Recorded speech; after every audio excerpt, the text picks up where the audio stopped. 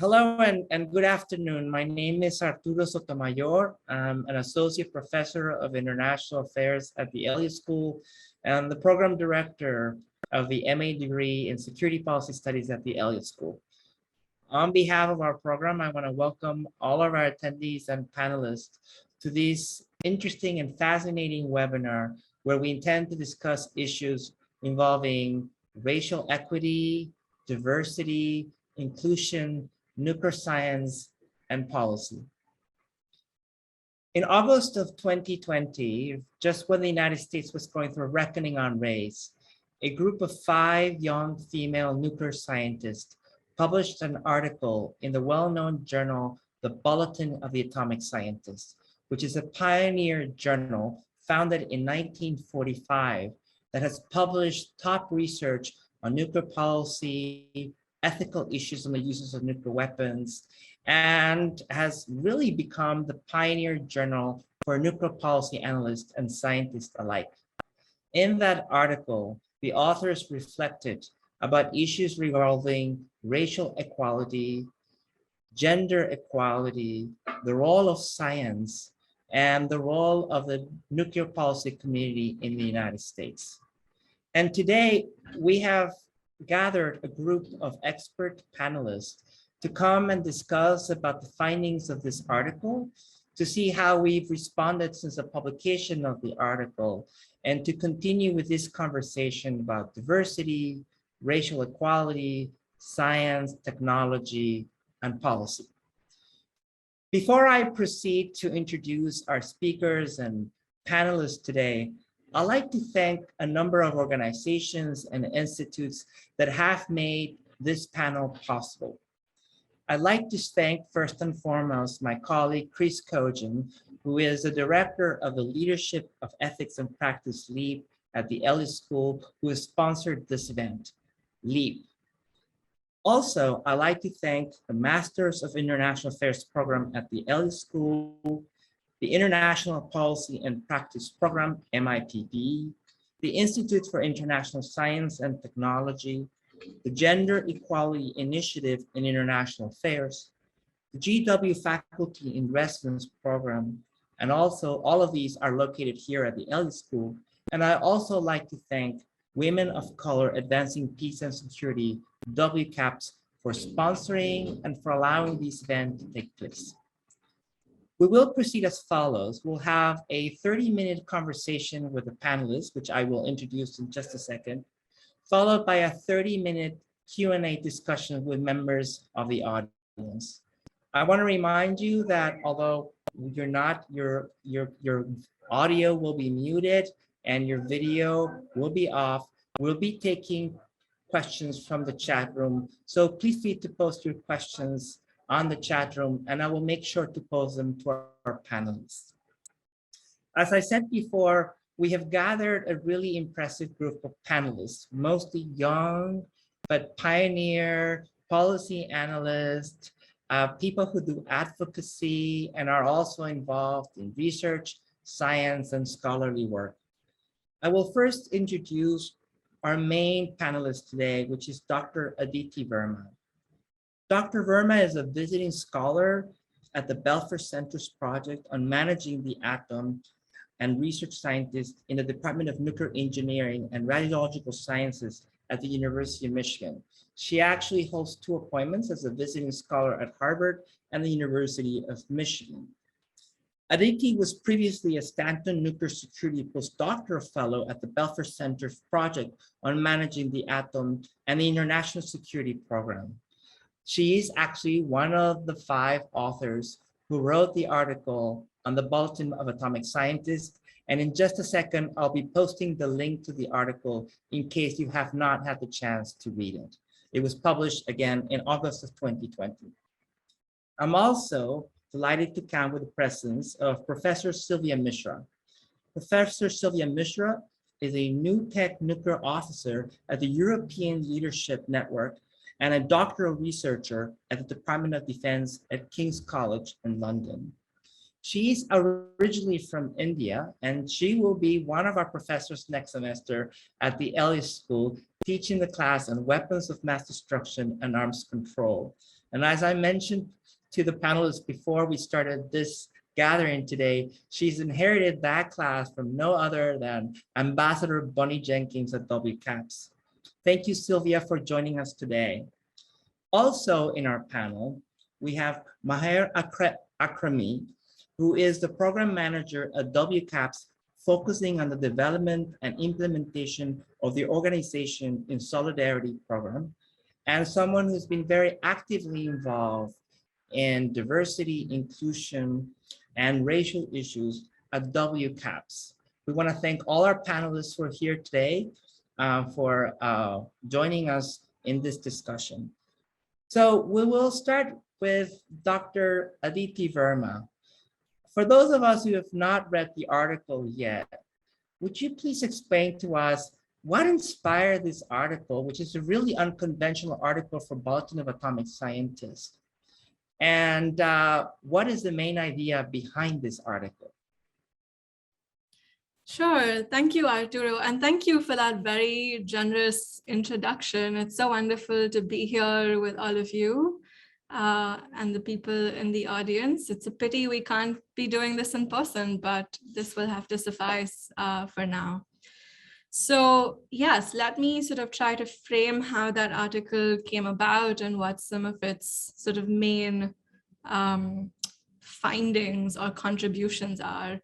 As you've observed, Arturo, it was authored by 5 women in the nuclear field.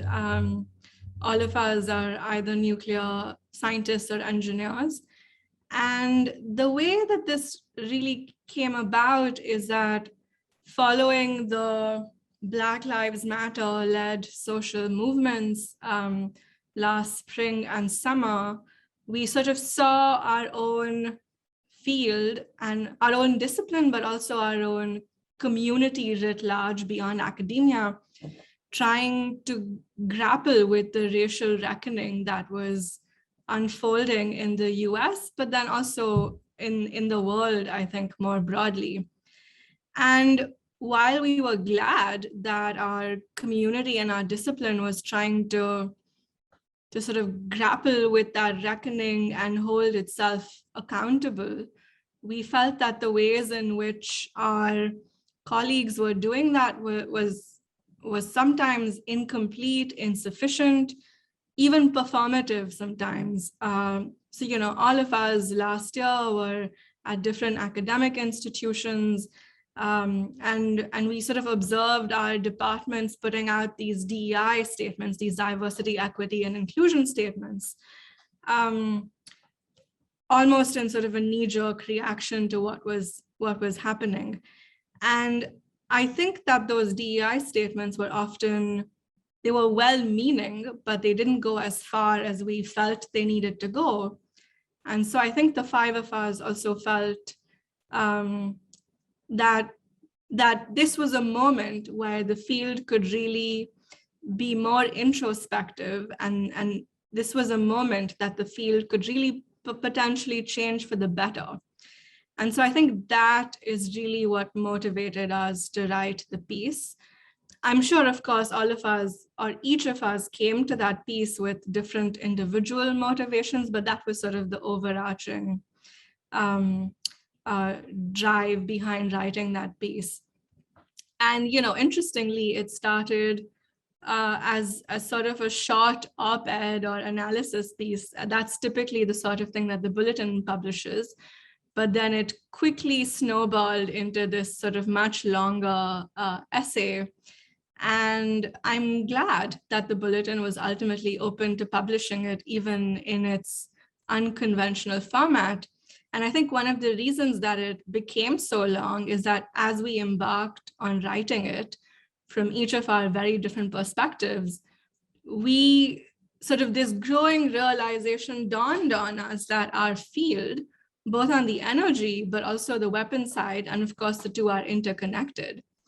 It dawned on us that our field had really, from its very outset, embedded these very exclusionary mechanisms into its practice, into its cultural and epistemic and institutional fabric.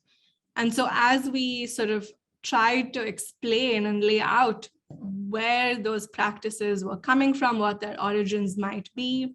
And as we tried to sort of develop an overarching framework for describing those mechanisms of exclusion in our field, the article just sort of grew and grew. And so I guess let me then try to also say a little bit about what I think the main contributions of the article are. You know, as I've been saying, the nuclear field in many ways has been from its inception very exclusionary. And I think we've all known that on some level, but we've really lacked, I think, a systematic framework or a lens to hold up to the field and say, this is the ways in which the field has been problematic, and this is a way to assess the field and potentially make it better. And so I think that is really the contribution that we make in the piece. We sort of build that framework. We say that there are two main forms of racism. And in fact, it's of course racism, but there are many other isms that are just as problematic, you know, colonialism, sexism, ableism. And so I think while we explicitly talk about racism, I think the piece really itself is about exclusion. So let me use the exclusion language for a little bit now. So the piece really talks about two different forms of exclusion: epistemic exclusion and institutional exclusion. And epistemic exclusion here has to do with the practices of knowledge making in our field itself and how the field remembers its own history of evolution. So epistemic exclusion is the erasure, the devaluation, and the negation of the histories of colonial dehumanization and exploitation of people of color in the nuclear field or by the nuclear field. So for example, we've chosen to sort of very selectively forget many inconvenient truths about the field.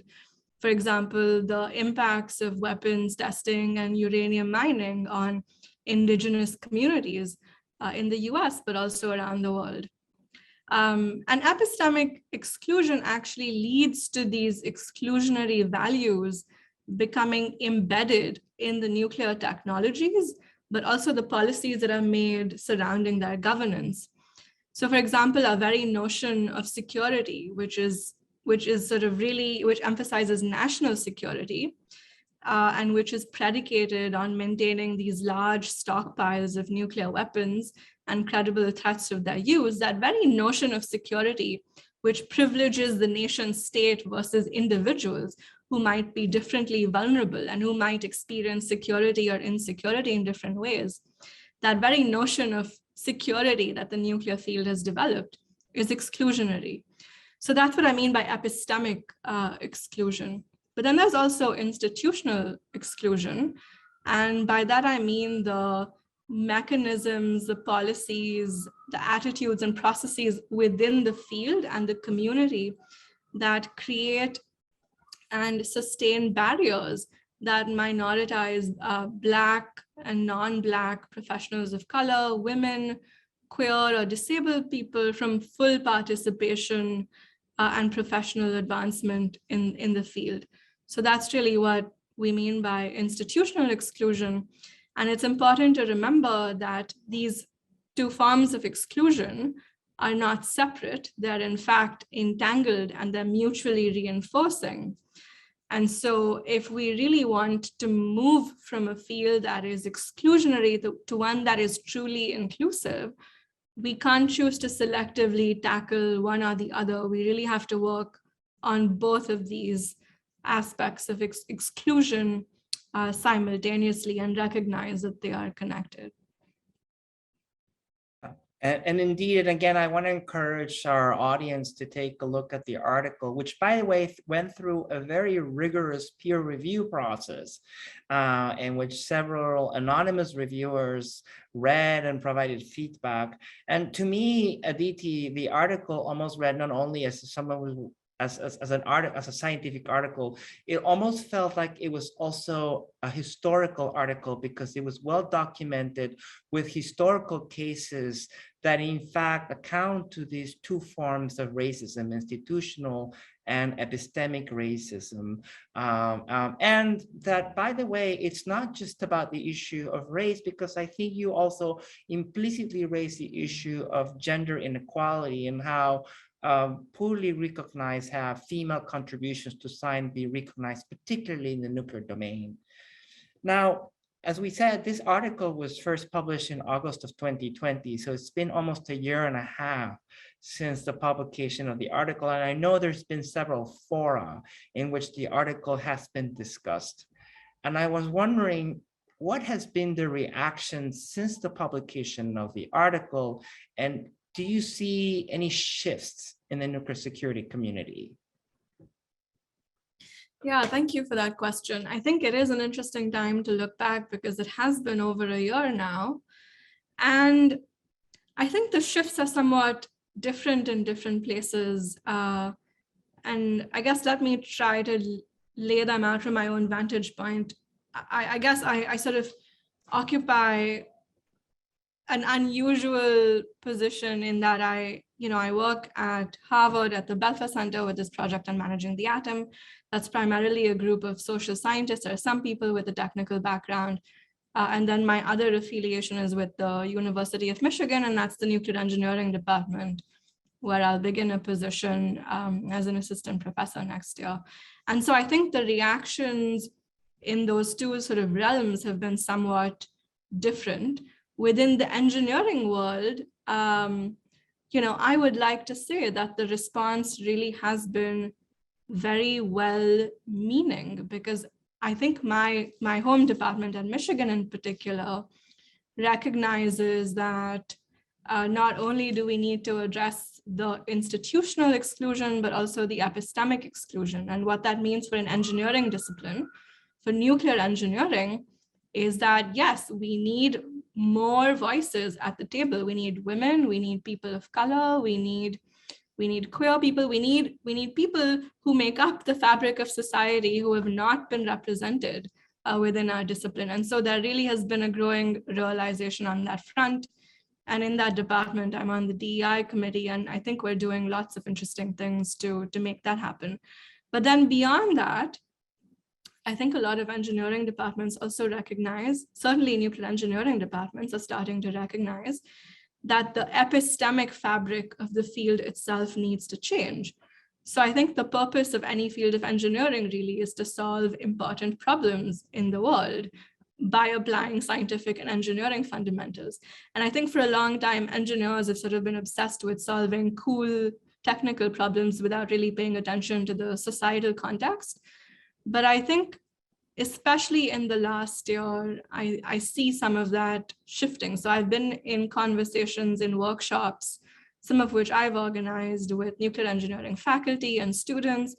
And there's this growing realization that we need to equip nuclear engineering students with the tools to grapple with the ethical, moral, social, political, economic problems and dilemmas that are inevitably created as a result of the development and use of nuclear technologies. And so I think that there really is sort of a well-meaning move towards making nuclear engineering as a discipline more ethical, more equity-centered. This is what we this is what we call it at Michigan, at least. So I think engineering is headed in the right direction. It might take us a while to get there. And some of it might be because we need sort of a complete generational shift to see engineering become truly inclusive. But I think it's a process that's underway, and seeing a lot of the younger people in the field, the students, but also the young faculty, gives me a lot of hope, including the people on the screen. In sort of the policy circles, including at Harvard, I think the emphasis perhaps has been more on the institutional exclusion and remedying that more than the epistemic exclusion.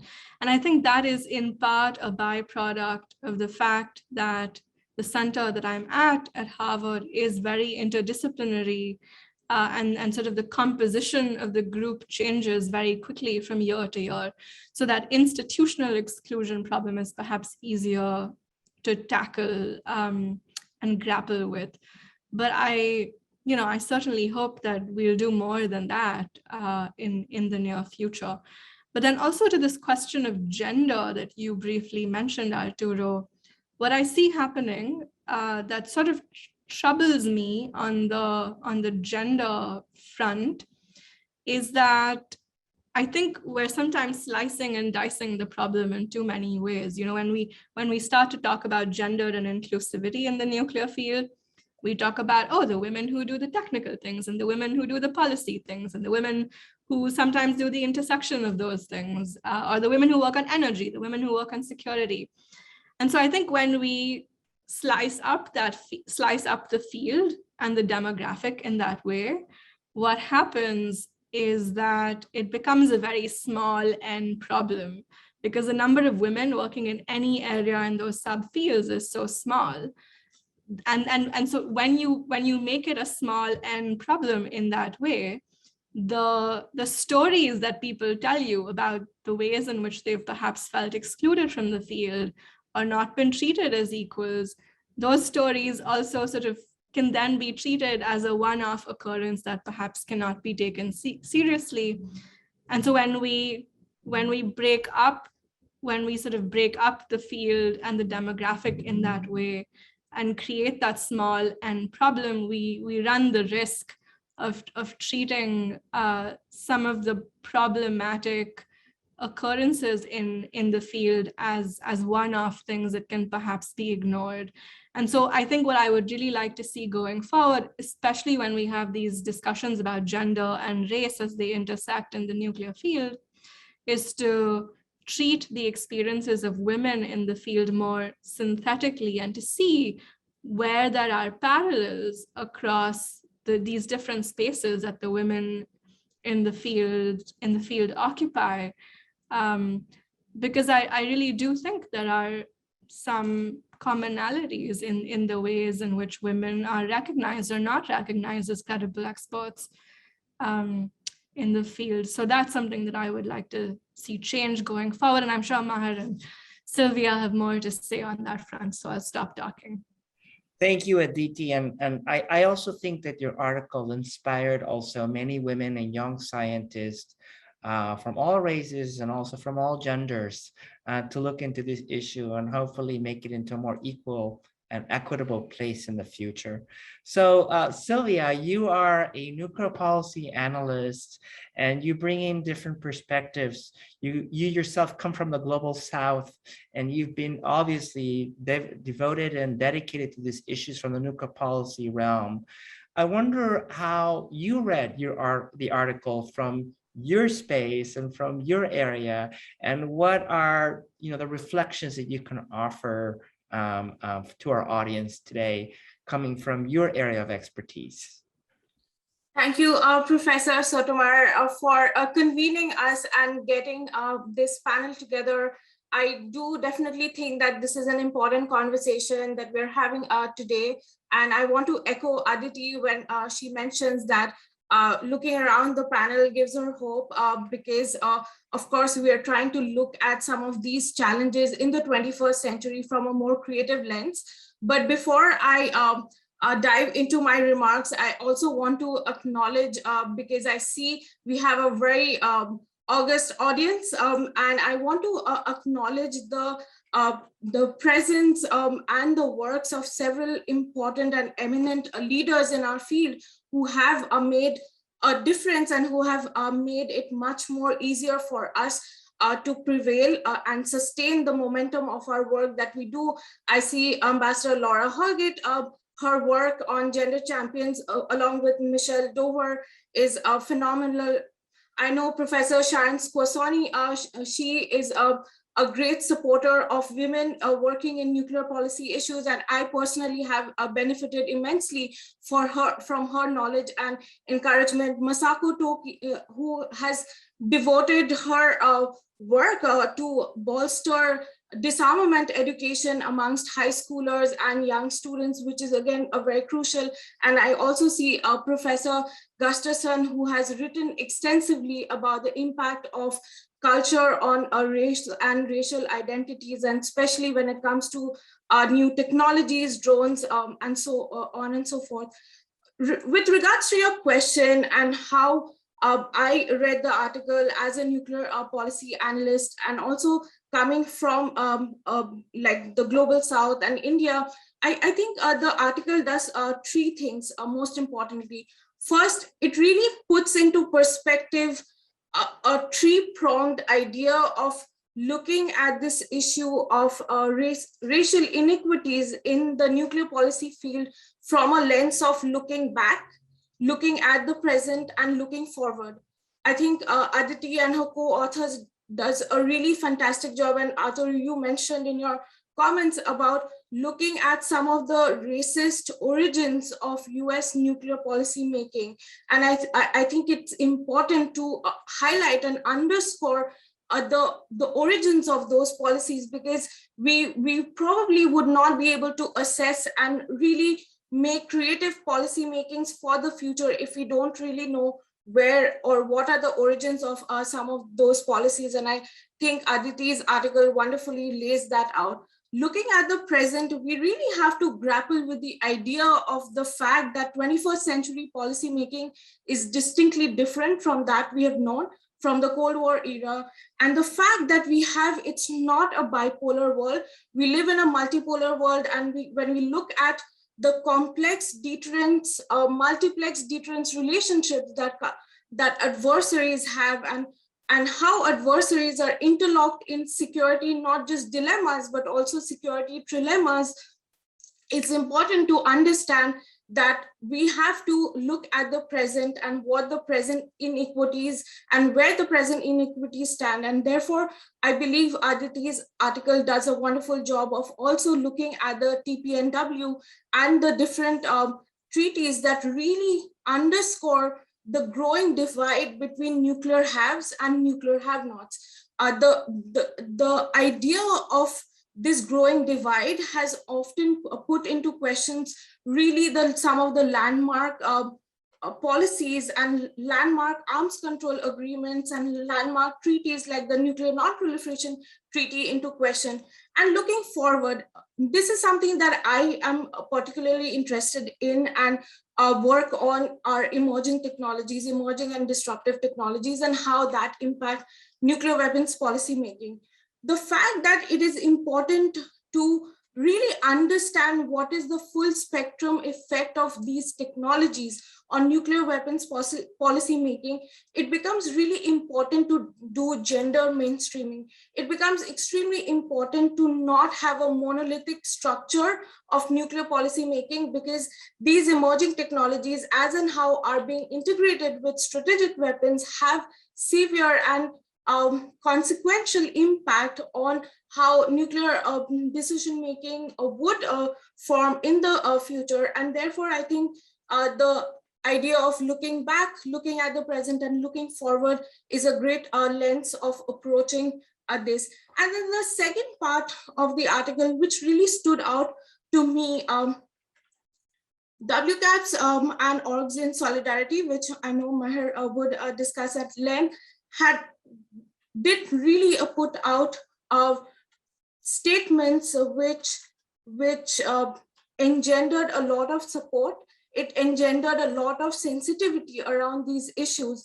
But the fact that we had an overwhelming number of individuals, including yourself, Arturo, who signed on to these statements, were an indicator that individuals and organizations, both at an individual and an organizational level, were willing to make that commitment, to make a difference in the nuclear policy field. So the part of demanding accountability and being more bold in demanding that accountability, I believe, is a shift that we have seen from the mid-20s till date, and of course, which is a positive and a welcome change.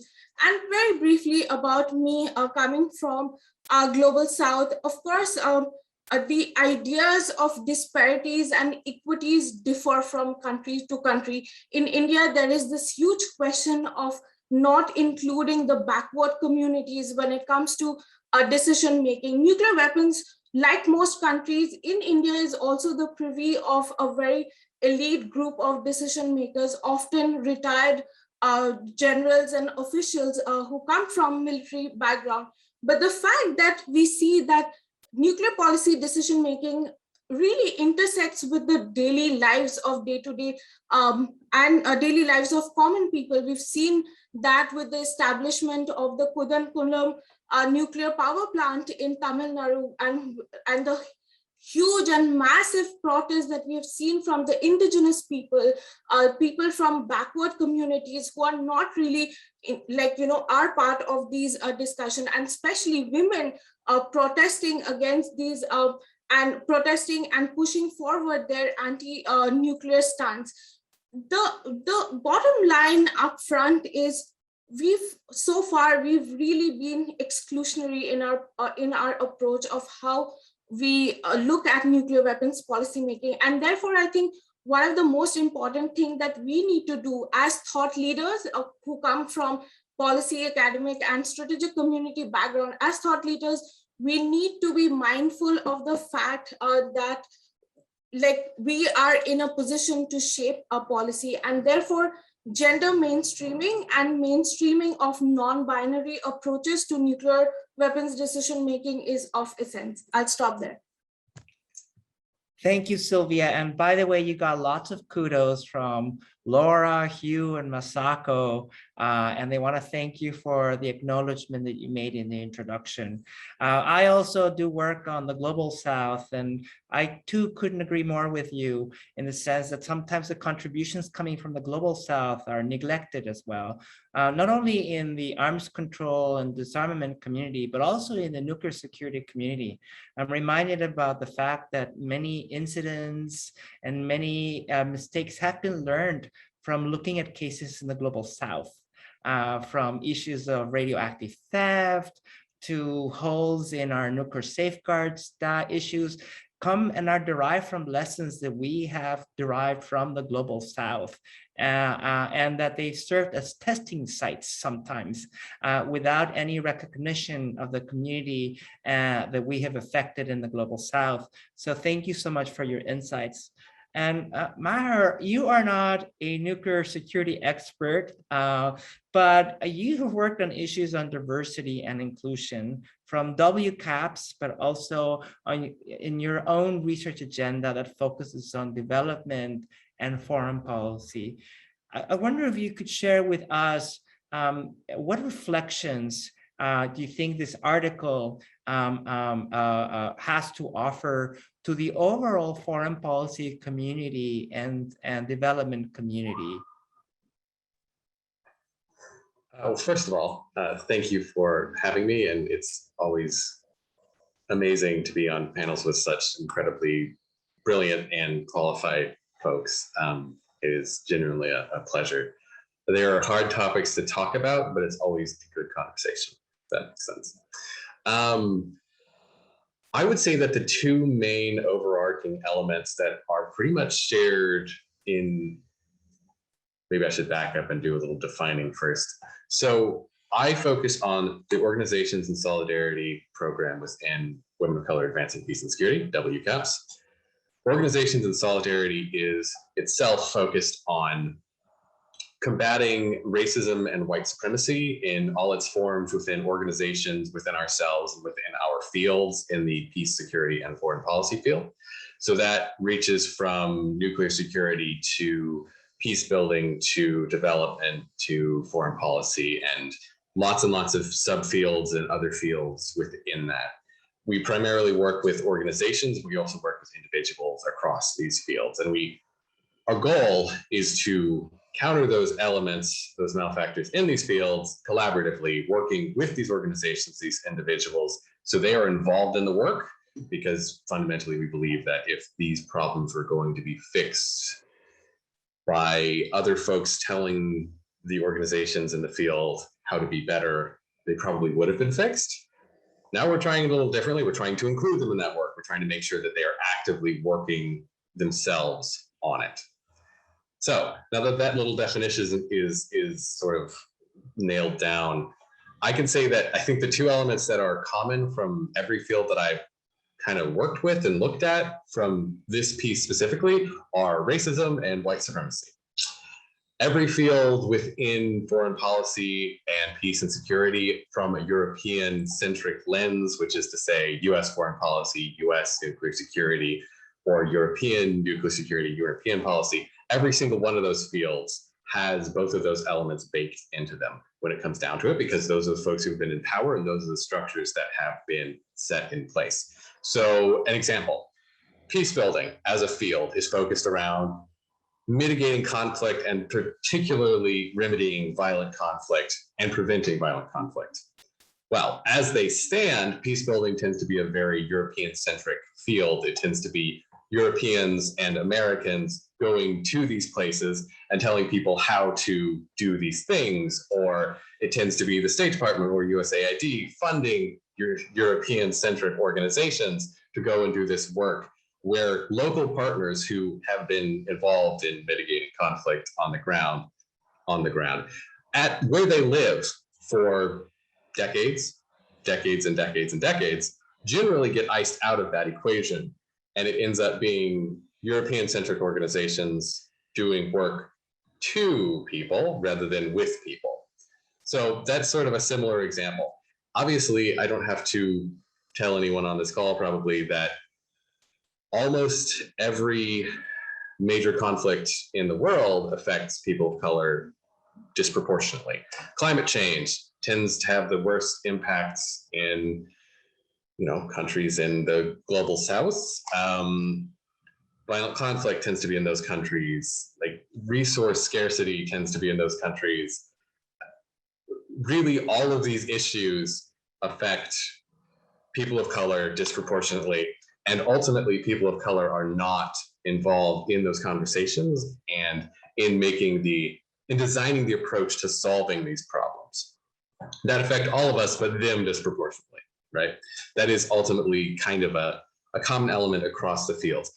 And that, to go back to the epistemic piece versus the institutional piece, that's true institutionally as well at the organizations that do this work, because they all mean well. Every single one of those organizations, with, I'm going to be optimistic here and say with no exceptions, they mean well. They want to make the world a better place.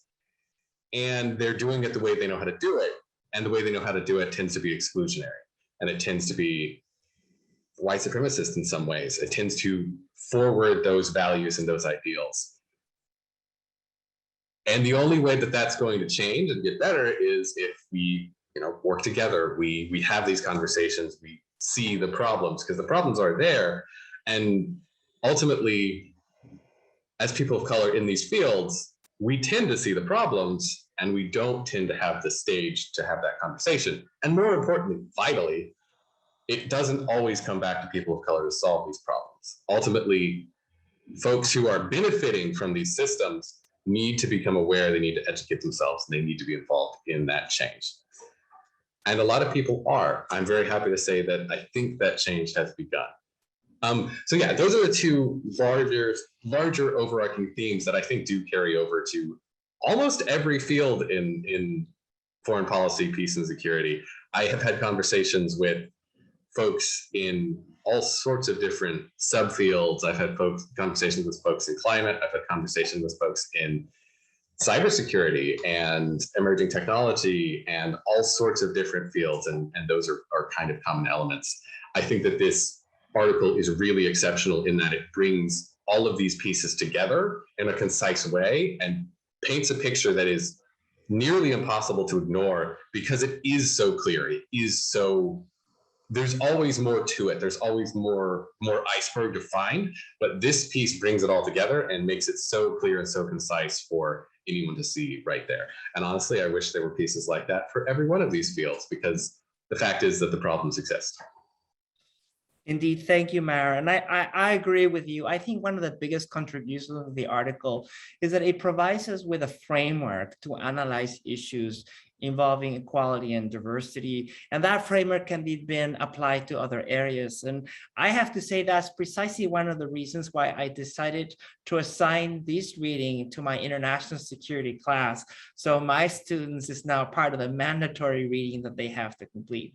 And talking about students, I'd like to introduce one of my own students. Her name is Lena Rose, and she's a graduate from Fordham University, where she obtained a Bachelor of Arts degree in International Studies and joined the MA program in Security Policy Studies in the fall of 2021. Lena is fluent in Arabic, but she's also specializing in cybersecurity, and she's doing a specialization in science and technology. And she's heavily involved in our student board initiatives. So Lena, I want to thank you first and foremost for joining us today. I know you've read the article, not only because I designed the article, but because you genuinely care about these issues. So I wanted to give you an opportunity to pose a question to the members of the panel or share a reflection with us. Absolutely. First of all, thank you, Dr. Sotomayor, for the lovely introduction. Also for giving me the ability to ask questions during this important discussion. So my question, first off, it was a little bit related to what Maher was talking about in terms of the interdisciplinary approach to addressing nuclear security issues. So my question first, so yeah, we discussed earlier about integrating other fields such as environmental security, cybersecurity, which is my field of study, as well as health security, even peace building, in order to see a broader picture. So sort of like a nuclear security being a small piece to the puzzle in seeing a larger framework. So how do you see the intersection between other academic disciplines, specifically addressing the problem and solving, the problem-solving initiatives of institutional inclusion?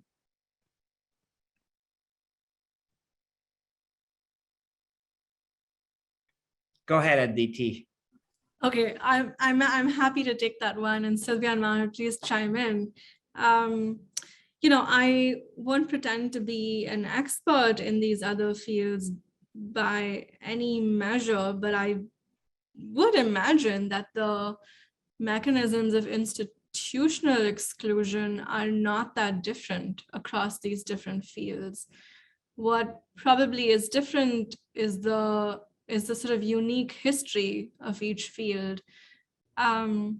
And I sort of want to reiterate this point. You know, I think it is very important to address the institutional exclusion. And by that, I mean who is left out and who's sort of not seen as a credible voice or given a seat at the table, as it were. I think that's very important. And a lot of that can be addressed by building the pipeline, by making sure that people are coming into the field from the very early stages, you know, undergrads, graduate students, even who becomes faculty, who advances professionally. All of that is very important. But I do want to say that all of that institutional exclusion work is probably not going to be particularly fruitful until the field itself intellectually and epistemically becomes more inclusive, because indeed, you know, we might expend a lot of effort and time in bringing more people to the field, but if they feel that their values and their perspectives are not really seen by the other members of the field, and if they're not valued, then these people that we bring to the field are probably not going to stay. And, you know, I think this has been the problem in the nuclear field, nuclear engineering in particular, for a while. A lot of nuclear engineering departments have been trying to make the student pipeline, for example, more diverse. And indeed, you know, we've succeeded in bringing people to the field, but often these people leave. They tend not to stay because the field itself continues to be problematic and epistemically exclusionary in many ways. And so, you know, I'm sort of repeating the same thing again and again, but I think we have to do both of those things at the same time. And I think addressing the epistemic exclusion is very important if we're going to make the field itself more diverse. And part of that really is, as Maher has been saying, every field has its own unique history, and we need to understand that history. And perhaps part of doing that work is the scientists and the engineers, because I think each of the fields that you've identified, Lena, they're very interdisciplinary in and of themselves. There's sort of a very clear science and engineering component, but there are also humanists and social scientists who work in these fields. And so I think there's sort of a really interesting opportunity here for people from these different epistemic backgrounds to partner with each other to write these more complete histories of the field. And maybe a place to start is with a piece that's sort of similar to the one that we wrote for the nuclear field. But even that piece was just the very tip of the iceberg. And that piece drew on the work of many, many people who've come before us. And even then, there's so much more to be done.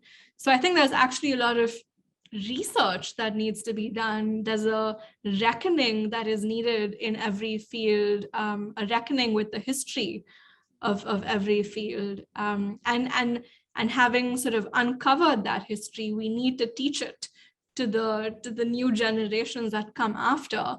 And that might feel uncomfortable, maybe, but I think until we reckon with the past of these different fields, which I know is problematic, I think there's very little point in sort of trying to envision this rosy future until we've held the field itself accountable. So again, I'll stop talking. Thank you. Yes, Maher, do you have something to add to that question?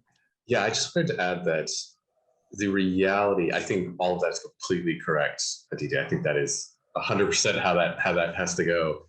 And I think the one reality we have to grapple with is that every organization, with some rare exceptions, in every one of these fields is always working at 102% of its capacity, always out in front of itself as far as it can go, and rarely has resources to spare for that more introspective piece. And I think that needs to change. I think that is the one thing I would point to and sort of put a little more pressure on as far as where these fields intersect and intersectionality about these issues, is that we all sort of have to come to a realization that this is valuable, this is equally important. If we're going to do our work well, we have to be valuing this, we have to be taking time for this, we have to be making these changes.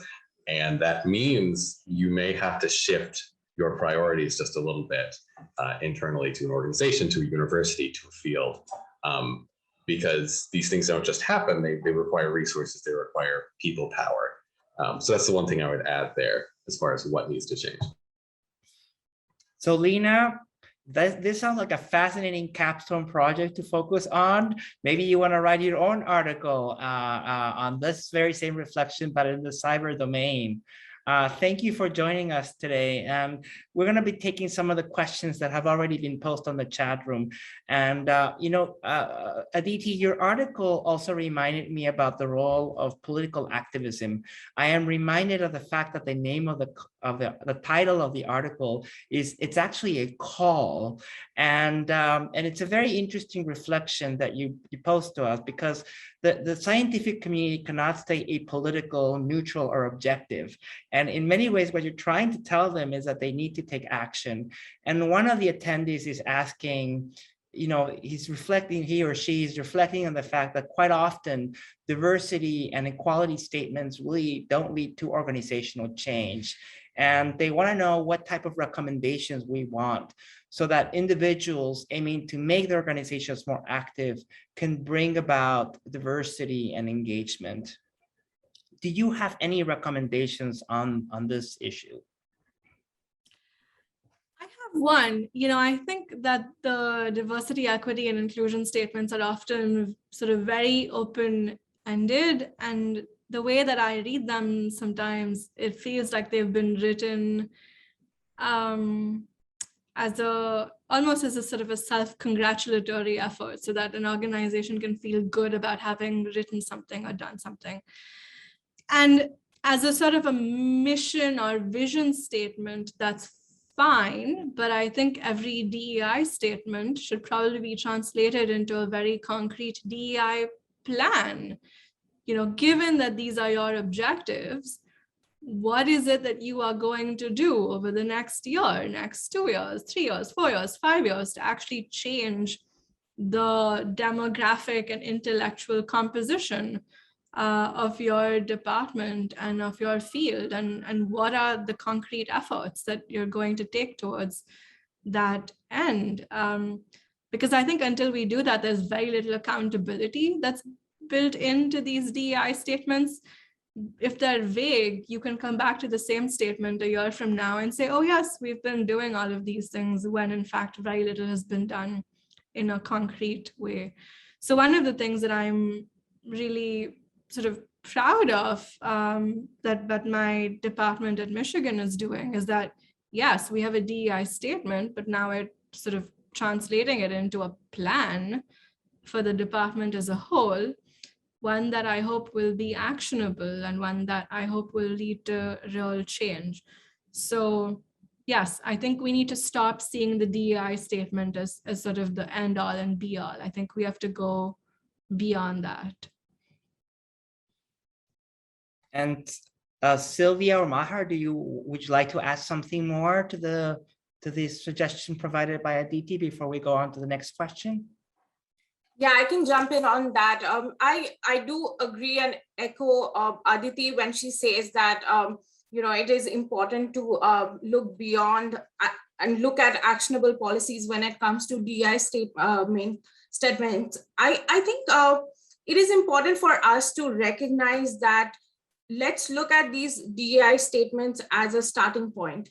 Before 2020, none of these conversations were even happening. And some of us even had to take to Twitter to call out really big think tanks in the domain about their unpaid internships. So a lot of these conversations were not happening. And the fact that we have different organizations, universities are putting out these DEI statements, I believe is an important starting point. Of course, if you ask me, there is of course so much more work to do, but laying the foundation, I think what we've been successfully be able to do from last year is generate a conversation and a momentum to sustain those conversations. We can of course build out more. The gender champions, they rightly put out a concept which is called Smarty, which really teases out and helps organization do a self-reporting. So the fact, even OIS, we've formed a different structures and normative understanding where organizations can help themselves and also help the community at large by doing self-reporting, which are important. I know there's a lot of work to be done, but we are definitely every day working towards moving the needle and pushing the conversation forward. And I think it is important to recognize from where we have come, and therefore we recognize the progress, but also be more positive about where we need to go in this space. And then the second point that I think, and it probably relates to some of the questions that I'm seeing in the Q&A box, is the importance of really substantiating what we are seeing with data. I've been on so many of these panels, and one consistent theme that runs through the sinews of the questions that I receive is where is the data that gender mainstreaming or gender representation in the nuclear policy field really actually substantiates and moves the needle forward and makes policy outcomes more diverse, more solid. And often we have to look at studies from the corporates who have done, from different industries who've done systematic studies, which shows that having a more diverse group, having better representation leads to better outcomes. I think that is something that we need to do in our nuclear policy, national security field, where we undertake systematic studies, which shows that having more diverse leadership, having a seat at the table and women and people of color and folks from the underrepresented communities, when they have a seat at the table, it definitely contributes to a more different, to a more substantive, to an outcome which reflects the daily lives and challenges of the American people. And then, of course, we can relate it globally. Of course, we know that WMD and especially nuclear weapons impact people, women of color, women very differently. The fact that there is less study and scholarship so as to underscore and highlight some of these trends, how women who are much more impacted in conflict and in peace and security negotiations, and streamline these and relate its importance in the national security field, is something that we have a long way to go. And I believe that this important article of Aditi, which is a mark of a good scholarship, really opens up the space to do much more work and scholarship and creative thinking on these issues. And saying that, I know, Arturo, you have a paper upcoming on the same issue. I also wanted to reflect on a paper that Warda Amir and we are co-authoring, which again details and dovetails into the racial inequities in the nuclear policy field. Oh, excellent. And I think in many ways this, and I apologize for the background noise, I happen to be located next to the GW Hospital. But I think your reflections in many ways have also answered one of Hugh Gusterson's questions about case studies and concrete examples. Now, in the interest of time, there are actually 3 questions, and I'm going to read them to you, and then you get to choose which question you want to answer. But George Gavrilis, who's a professor at the Elliott School, he says he loves your article, but was wondering if you have ever thought about a counterfactual. What if? And what if the nuclear field had been more inclusive in the previous decades, and what would be different today? And he wants you to think about an alternative world. And I love that because, of course, we do need to have some inspiration. And he's, I think, inviting us to think about, how should the world think? Sharon Squassoni, another research scholar who has contributed significantly to our field, wants to know, how does the secrecy inherent in the nuclear field hamper you? And I guess that's probably a question for Aditi. And there's a very interesting question by an anonymous attendee who was asking us, what is the responsibility about, coming from foundations and funding organizations? In the last years, a number of foundations have withdrawn from the nuclear field, including the Hewlett Foundation. And I wonder if this should also be a call for foundations and institutions that fund research to think about inclusive in a much more direct way. There are many other questions that I left aside, and apologize to our attendees, but in the interest of time, I wonder if each of you can take a minute to reflect on some of these questions. So I'll go and give the word to Maher first. Go ahead, Maher. I'll be very quick. I will respond to the question about funders and their role. I absolutely think, yes, funders have a role here, because whether we like it or not, the way the system works for nonprofits, funding, it's really a loop. You got to do the work, you go to the funders to get money for the work, and then you go back and you do the work the funder gave you the money to do. And if the funder is shifting direction, you got to shift direction to stay alive for a lot of these organizations and a lot of these fields. Funders 100% have a role here. Now, it's a little tricky because funders don't necessarily want to be seen as dictating the approach, because they want the experts of the organizations to be doing the work, et cetera, et cetera. But if a funder requires DEI and requires reporting on DEI, organizations are going to do that. So they absolutely have a role. Now, the question is finding that balance. I'll stop. Excellent. Sylvia, quick reflection on any of these questions, interesting questions posed by the audience.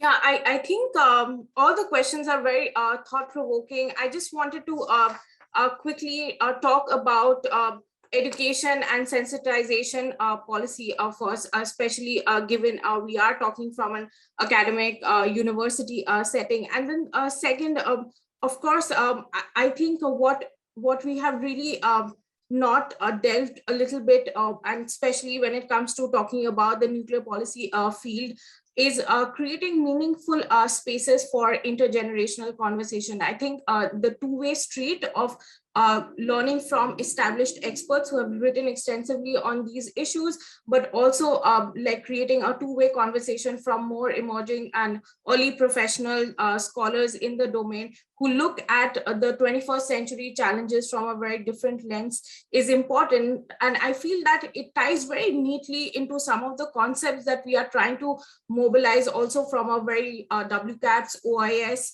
a perspective, but also me in my own individual capacity as I've signed up as a mentor. It is very important to look at not just mentorship and paying it forward, but also look at reverse mentorship potentials and the fact that whenever we have tried to do this symbiotic process, it becomes much more wholesome, and it really opens the space of younger professionals who are joining this field. But because we know that retention in this field is a challenge, I believe we tend to benefit much more understanding what are some of the challenges that our next generation is facing. And I feel that that really opens up the space for a more holistic approach of shaping the talent pipeline in the national security field.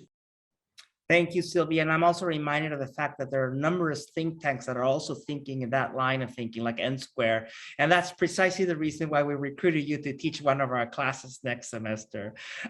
So Aditi, you have the last word and our last remarks.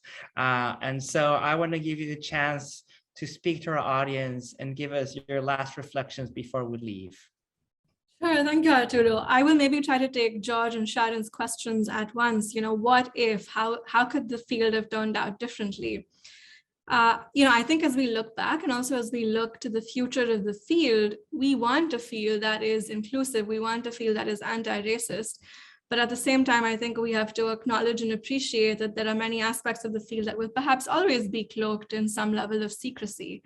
And so in order, I think, to make sure that even in those areas where the work is done in relative secrecy is done in ways that are inclusive and anti-racist, I think as a field, we need to agree on and collectively build some norms and principles of conduct for what this means, for what it means for this field to be anti-racist, so that even when we're not able to directly inspect and observe the work, we can perhaps feel some level of reassurance that that work is being done in ethically and morally sound ways. And so I don't have a specific answer, but I think this is perhaps a broader project for the field. And I would love to see, funding agencies give support for this type of conversation, as part of which we perhaps convene practitioners and policymakers, academics, to have this conversation about what a set of norms, a set of anti-racist inclusive norms for this field might look like going forward. So yes, I'll stop there. Wow, Aditi, thank you so much. And I want to thank all our panelists and our members of the audience who've joined us today for these very interesting reflection and conversation. Obviously, there's a lot of work to be done, but you've provided us a lot of food for thought. And my hope is that in a few years from now, when we meet again, because we should have more meetings like this, that we have more concrete results of evidence proving that in fact our field and our discipline is changing. And also to incentivize our students to think about these issues in a much more critical and systematic way. Please keep monitoring all these events, and all of these wonderful panelists are doing several things: advocacy, research, science, publications, as we continue with these conversations in our nation and globally. Again, I want to thank all of you for joining us today, and I wish you a good afternoon and enjoy the rest of your day. Thank you for joining us. See you in another webinar.